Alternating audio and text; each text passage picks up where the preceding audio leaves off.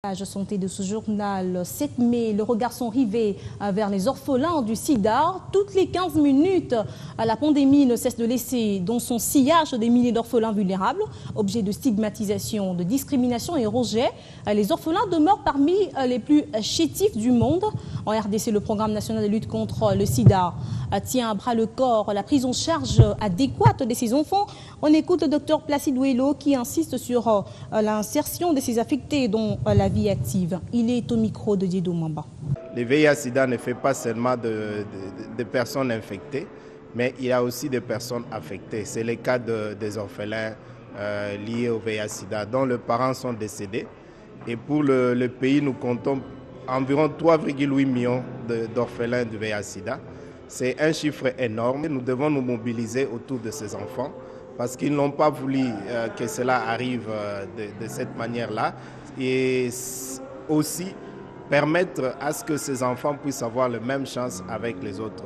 Parce que ce sont nos enfants, ce sont les enfants de notre pays et nous devons beaucoup plus d'égards et nous devons être beaucoup plus sensibles à venir en aide de ces enfants au lieu de les stigmatiser, au lieu de les considérer comme des sorciers. Ce sont des enfants qui ont besoin de notre soutien et dans le cadre de la lutte contre le VIH, c'est un des aspects pour lesquels nous adressons des réponses par rapport à ces enfants et nous avons besoin, encore une fois, que toute la communauté. Ils ont perdu certes le sourire, mais pas l'espoir en l'avenir. Ils sont nombreux, ces orphelins, à cause de leurs conditions, à connaître la discrimination, le rejet, voire même être privés du droit à la scolarité par des membres des familles et la société.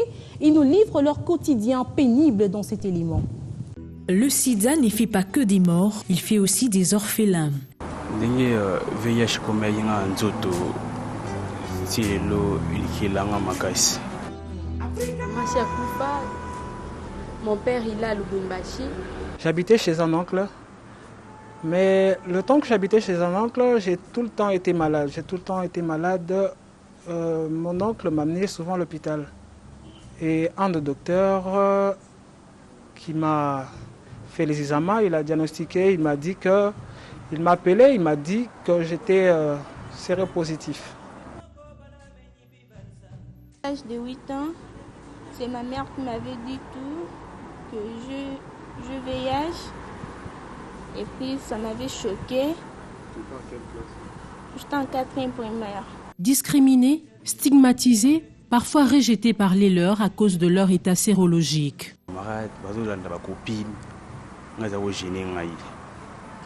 Si les logés n'ont la copine, ou déranger, bien sûr, on dit. Mais après la mort, il y a un rapport sexuel. Nous avons passé rapport sexuel, nous avons boité au bébé sa vie.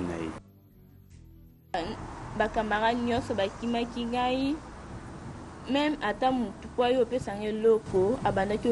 c'était vraiment une famille. Maintenant, je suis la personne mise à l'écart. Donc, on me regarde d'un autre œil à cause de ma situation. Et je ne sais pas les plaindre, je reste à mon coin, je m'apitoie sur mon sort. Et la vie continue, Dieu seul sait.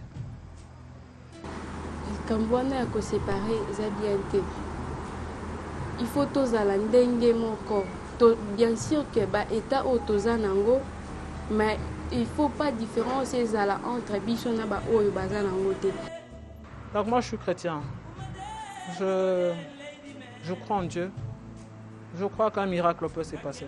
Il y a des gens qui sont critiqués à VIH, mais tellement que na koma ja makasi na suma kumpesa discussion buzo bwana ti kunebi nazabi lokola bango bato musu baza kuto baza conscient na VIH te bazo kufa nganza nous continuer à kozala en vie. Nous demandons à toutes ces personnes qui nous suivent, animées de bonne volonté, de les aimer, de les aider, de le couvrir de beaucoup d'amour, de le soutenir.